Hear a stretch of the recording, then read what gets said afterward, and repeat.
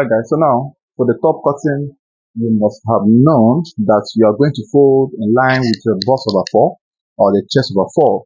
So the bust I have here 38, that's by 4 is 9.5 plus extra 2 inches. My folding is perfectly done. Then after this, the next to do here is to mark extra 4 inches for the hemming, right, or the folding, extra 4 inches. Then after which, from here, you connect. Then the top length is always kind of a shirt length top length. It's kind of hanging. So the top length we have is a top length of 27, right? So I'll be 29. A length of 27, right? 27 top length. So you measure from here 27-inch top length. So you mark it. Then 27 inches top length. Then after this, you mark for your waistline. You mark for your waistline. So now the next to do is to get your armhole. So the armhole of ladies is bust over 4 minus 1 standard. So bust is at 8 over 4, 9.5. But bear in mind, I will use the original bust of 37 to get the armhole and not the exaggerated bust measurement. So the bust 37 over 4 is 9.25 minus 1 is 8.25. So in such cases, I will just pick 8 for my armhole, right? For my armhole, I will pick 8. So the shoulder to bust of my customer is 10. I will mark 10 this way. So the shoulder to bust here is 10.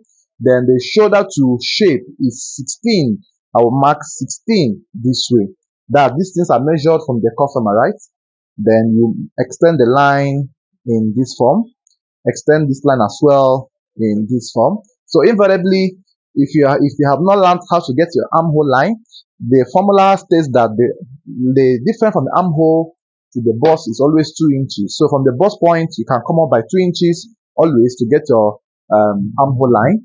Then on the armhole line, you mark 38 bust, which is 9.5 this way, and then extra 2 inches or 1.5.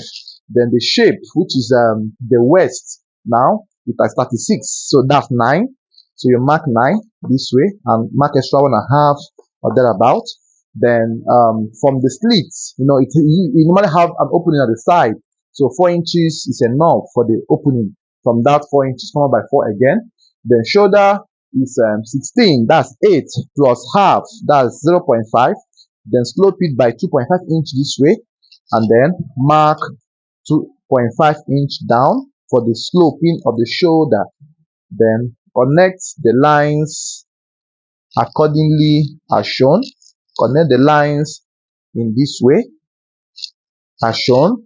Then this one will go to the side where your opening is, right? It will go this way. So I'm just trying to double mark the line. You can just mark once, there's still no problem. Then after this, you now mark your natural neckline, which is 2.5 inches. Okay, let's use for her, she's slim. Let's use 2.3 inches width. Then adding half to this, that's 2.8. And a natural neckline is 2 inches by 2.5 or 2.5 by 3, depending on the size. So I just use 2.3 just to have a little increment. Then connect this curve as shown. Now bear in mind that we are doing a v-neck here. We are doing a v-neck. So this v-neck we are not going to be cutting our neckline round. We are going to give our v marking, which I will also show you. So for the armhole, you slope your ruler in this way and then take it to the neckline edge and then make a curve connecting these points together. Make a curve connecting these points together in this form. So this is how it is. So for the v-neck, so you will mark extra 1 inch width here for the v-neck effect, right? 1 inch from the natural neckline, and then the depth of the v will now be 7 inches or 7.5.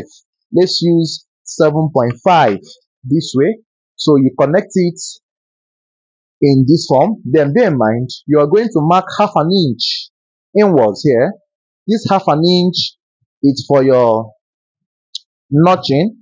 So you connect from here to this very point this way, and then give a V mark here. So let me take it again.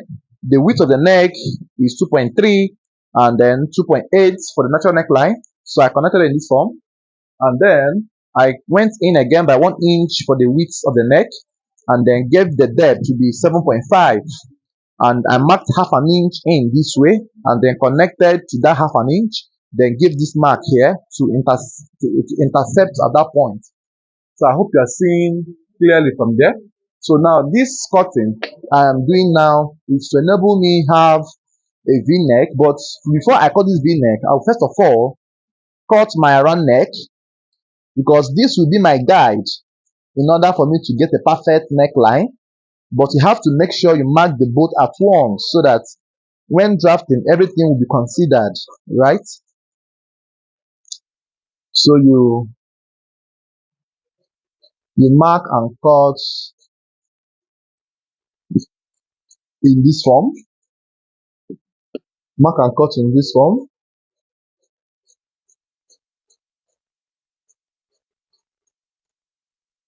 Mark and cut in this form.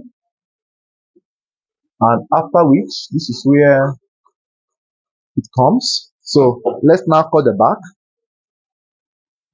All right, so after which, now I have placed for my back drafting. So watch closely and see how I am cutting off the back panel. So I'll make sure I hold it this way, and then the back raising is equal raising, 2.5 inches by 2.5. So you must make sure you raise it equally. You raise it equally, 2.5 inches by 2.5. So, but make sure the placement is perfect. The placement must be perfect this way. So you come to the shoulder region. Here, you raise it by 2.5 by 2.5. Now, this raising is what most people don't do on their scrub, and that makes their work look kind of odd or archaic. But then, if you raise it, you see that it comes out better off. Then, the side neckline, tilt your ruler half an inch this way, connect in this form, and then use depth of using 1.25, not up to 1.5. Then connect in this form. Be in mind that the V-neck is only for the front. The V-neck will not get to the back. The back is a round neck, right? A normal round neck. Then connect in that form and then cut out. Please watch closely and then cut out.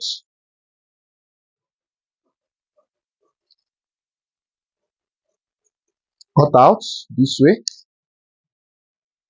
And then you also make sure you follow the suit, the same armhole, right? Cut it equally. Even though some persons will tell you that the back armhole should be a bit bigger. Yes, it still works, but then I prefer cutting the both armholes together. Then cut it this way, right? And then do the neck balancing. Please watch.